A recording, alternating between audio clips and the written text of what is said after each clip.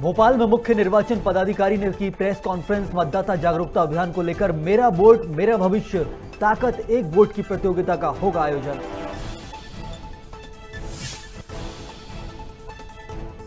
कांग्रेस ने बेरोजगारी के मुद्दे पर भाजपा को घेरा। एनसीआरबी के आंकड़ों में बेरोजगार युवाओं के आत्महत्या करने से युवा कांग्रेस के नेता ने किया अनोखा विरोध प्रदर्शन।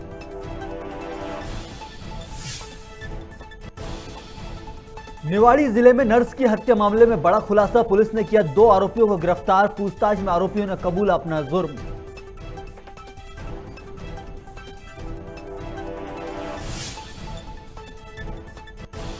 रीवा में बस और ट्रक की हुई जोरदार भिड़ंत। बस चालक के साथ की ट्रक कंडक्टर ने बदसलूकी। पुलिस मामले की जांच में जुटी।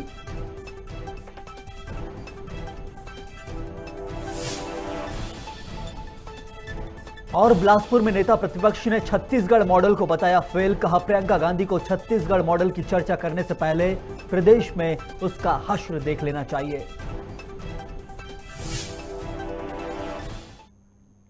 नमस्कार, बहुत स्वागत है आप सभी का खबर भारत में। आपके साथ मैं हूं संयम जैन।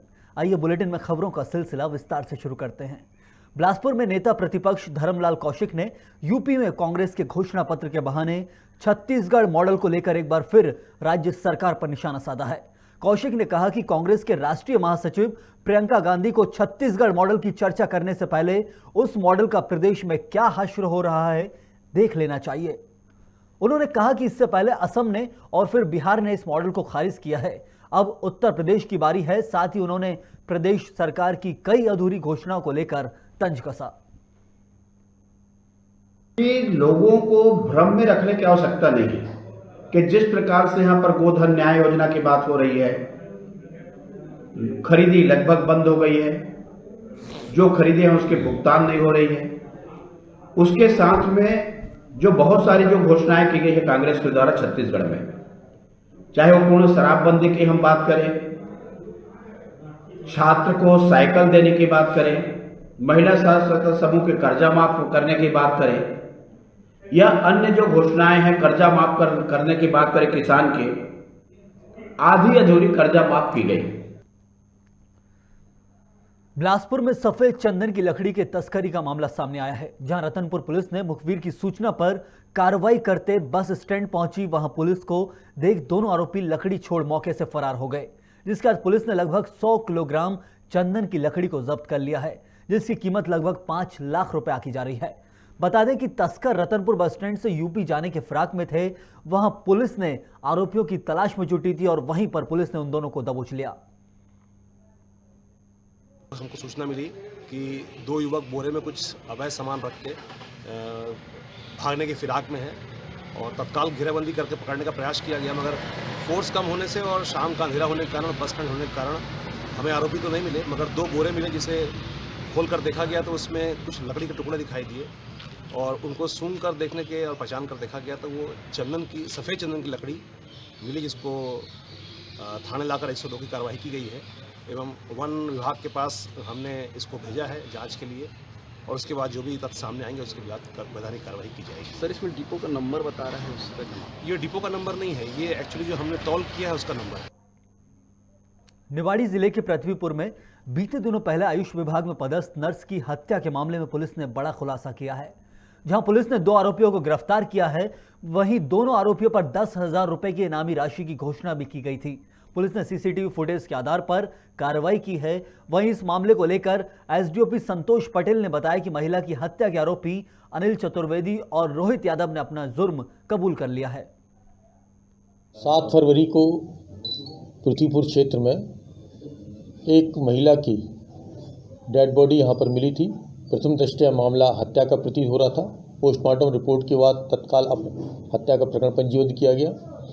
मामला गंभीर था और पृथ्वीपुर शहर का मामला था, तो उसको डिटेक्ट करने के लिए हमने यहाँ पर एसडीओपी और थाना प्रभारियों की एक टीम बनाई थी।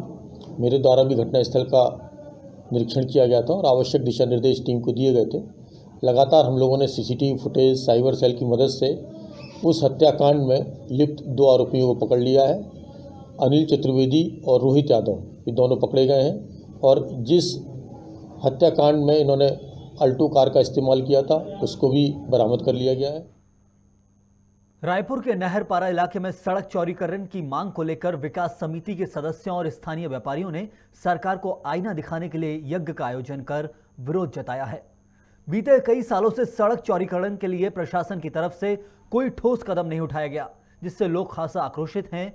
वहीं बीजेपी के पूर्व पार्षद सुभाष अग्रवाल ने चेतावनी देते हुए कहा कि यदि जल्द से जल्द निराकरण नहीं किया गया तो 1 अप्रैल से धरना प्रदर्शन किया जाएगा।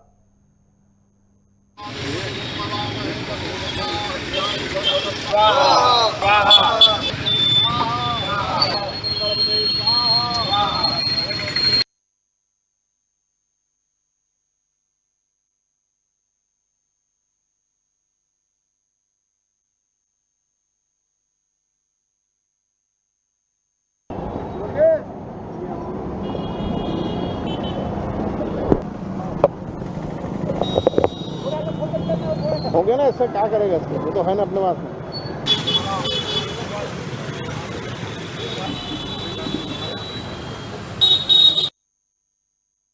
इसमें नहरपारा का जो चौड़ीकरण है वो काफ़ी वर्षों से अटका हुआ है, जिसके हम ये आज हवन करने का हमारा उद्देश्य है कि सरकार को सद्बुद्धि मिले। आज इसलिए गणेश जी का हवन कराएं हम लोग कि चौड़ीकरण हो और ये 2 लाख की जो जनता है जो रेलवे स्टेशन से आना जाना करती है, इस क्षेत्र को सुविधा मिले, जिससे यहाँ जो जाम की स्थिति होती है वो मत हो। तो हम लोग उसकी मांग को लेके आज हवन कराएं और 1 अप्रैल से हम इसको कंटिन्यू धरना यहाँ पे देंगे डेली, जब तक इसका चौड़ीकरण नहीं हो जाता। आज हमारे नहरपारा विकास समिति के माननीय रमेश आहूजा जी अध्यक्ष, उनके नेतृत्व में आज हवन का कार्यक्रम रखा गया है।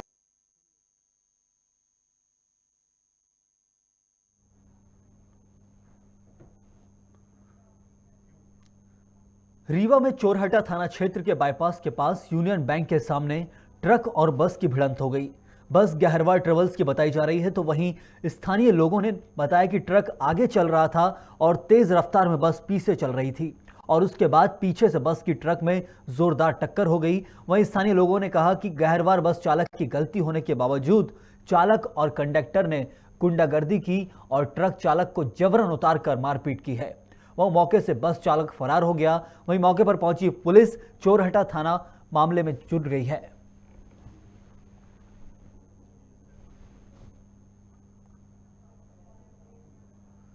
चचोड़ा के बीनागंज में पुलिस ने नशे के तस्करों पर लगाम लगाने के लिए लगातार ताबड़तोड़ कार्रवाई कर रही है। लिहाजा पुलिस ने 4 अलग अलग जगहों पर छापामार कार्रवाई कर 6 तस्करों को गिरफ्तार किया है। साथ ही 120 ग्राम अवैध स्मैक और 4 मोटरसाइकिल भी जब्त की हैं। अवैध स्मैक की कीमत लगभग 12 लाख रुपए बताई जा रही है। करीब 15 लाख का मसरूका सब मिला के बरामद हुआ है। आरोपी पकड़े गए हैं पूरे इसमें, जो कि खुद लेके आ रहे थे, कहीं देने जा रहे थे, इस प्रकार के आरोपी हैं। 29 में अन्य आरोपियों को भी मुलजिम बनाया गया धारा 29 NDPS एक्ट के तहत, जो कि जिनसे लाया जा रहा था या जिनको देने के लिए जाए जा रहे थे। इस प्रकार से ऑपरेशन शिकंजा के तहत एक ये बड़ी कार्रवाई की गई है, जो लगातार आने वाले समय में भी सतत जारी रहेगी और नशे के सौदागरों को बिल्कुल नहीं छोड़ा जाएगा। वहीं जो नशा ले रहे हैं उनको संवेदनशीलता के साथ दवा देकर उनको ठीक करने के प्रयास किए जा रहे हैं। इस तरह हमारा ऑपरेशन शिकंजा लगातार जारी है। निर्वाचन सदन में मुख्य निर्वाचन पदाधिकारी अनुपम राजन की प्रेस कॉन्फ्रेंस हुई, जिसमें भारत निर्वाचन आयोग के माध्यम से आयोजित मतदाता जागरूकता प्रतियोगिता को लेकर मेरा वोट मेरा भविष्य है, ताकत एक वोट की प्रतियोगिता का आयोजन किया जा रहा है। ये प्रतियोगिता स्वीप कार्यक्रम के तहत सभी आयु समूह के लिए आयोजित है, जिसमें 5 प्रकार की प्रतियोगिता आयोजित होगी। इस प्रश्नोत्तरी प्रतियोगिता के तहत देश की चुनावी प्रक्रिया के बारे में प्रतिभागियों के जागरूकता के स्तर का परीक्षण किया जाएगा। यह प्रतियोगिता 3 चरण में होगी, जहां 3 चरणों को संपन्न करने पर सभी प्रतिभागियों को ई-सर्टिफिकेट दिया जाएगा और इस प्रतियोगिता में 3,000 रुपए से लेकर 2 लाख रुपए तक का पुरस्कार दिया जाएगा। ये भारत निर्वाचन आयोग द्वारा आयोजित कॉन्टेस्ट है, जिसमें पूरे हिंदुस्तान से प्रतिभागी भाग लेंगे। विभिन्न क्षेत्रीय भाषाओं में, तमिलनाडु का आदमी तमिल में एंट्री भेजेगा, हम हिंदी में भेजेंगे, गुजरात वाला गुजराती में भेजेगा, उड़ीसा वाला उड़िया में भेजेगा। और इससे क्या है कि एक डेटाबेस क्रिएट हो जाएगा काफी, जिसका उपयोग आप भविष्य में भी कर सकेंगे। हर क्षेत्र में रीजनल लैंग्वेजेस में उसका उपयोग किया जाएगा। संस्थान वाले में जो काफी अच्छे संस्थान है, जैसे मान लीजिए कि फिल्म इंस्टीट्यूट पुणे है, तो फिल्म इंस्टीट्यूट यदि एक वीडियो बनाता है इस पे या कई म्यूजिक स्टूडियोज हैं, उनसे कुछ बनता है, तो हो सकता है कि वो पूरे कंट्री के लिए एक स्लोगन के रूप में काम करे और उससे और बेहतर इसका प्रचार प्रसार करने में मदद मिले।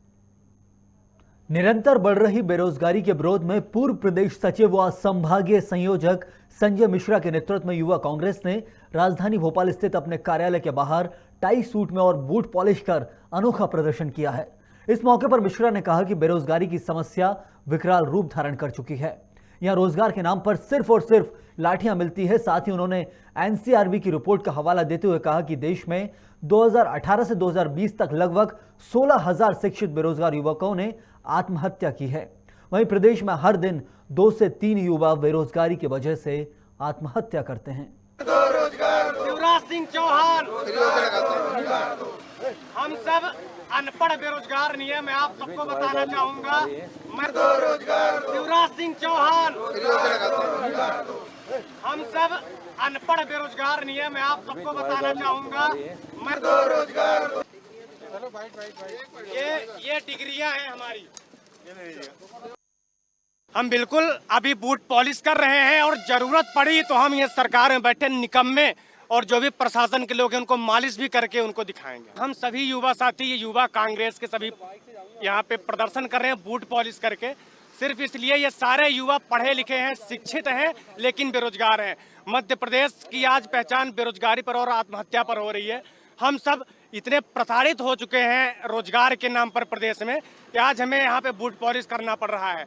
हमारी सरकार से मांग है कि अगर प्रदेश में हम पढ़ लिख करके 10 लाख 15 लाख रुपए लगा करके शिक्षित बेरोजगार बने घूम रहे हैं, तो सरकार हमारी आवाज को सुने और हमारे जो पढ़े लिखे युवा हैं उनको रोजगार के सृजन दे, आत्महत्या करने पर मजबूर ना करे। सरकार स्वरोजगार की बात करती है, स्वरोजगार की बात करें तो बैंकों में जब तक हमारे प्रॉपर्टी के कागजात नहीं रखते हैं तब तक हमें रोजगार नहीं मिलते। मूक प्राणियों की सेवा के लिए समाजसेवी संगठन श्री साईं श्रद्धा सेवा समिति समर्पित होकर विगत वर्षों से कार्य करती आ रही है। इसी क्रम में शासकीय पशु चिकित्सालय की आवश्यकता अनुरूप समिति ने फ्रिज प्रदान किया है। साईं बाबा के तेल चित्र के साथ नवीन फ्रिज में स्वास्तिक बनाकर पूजा अर्चना कर पशु चिकित्सालय को भेंट दिया गया। असल में मूक पशुओं के उपचार में लगने वाले इंजेक्शन और दवाइयों के रखरखाव को लेकर परेशानी आती थी, लेकिन अब इससे निजात मिल जाएगी। साईं श्रद्धा सेवा समिति ने अपनी महती भूमिका का निर्वहन किया, जिसकी खुले दिल से सराहना हो रही है। पशु चिकित्सालय गाडावाड़ा को जैसे ही हमें विदित हुआ कि यहाँ पर फ्रिज की आवश्यकता है, उस आवश्यकता को ध्यान में रखते हुए आज हमारी समिति द्वारा उन्हें फ्रिज प्रदान किया गया, क्योंकि इस फील्ड में मेरी मूक प्राणियों के लिए किसी भी प्रकार की शासकीय सुविधाएं ज़्यादा उपलब्ध न होने की स्थिति में बहुत सारे अभाव बचते हैं। हमारी समिति का यह प्रयास है कि जितना ज़्यादा से ज़्यादा हो सके हर संभव मदद देने का प्रयास करते रहें। इस बुलेटिन में फिलहाल इतना ही। खबरें लगातार खबर भारत में जारी हैं। आप देखते रहिए खबर भारत।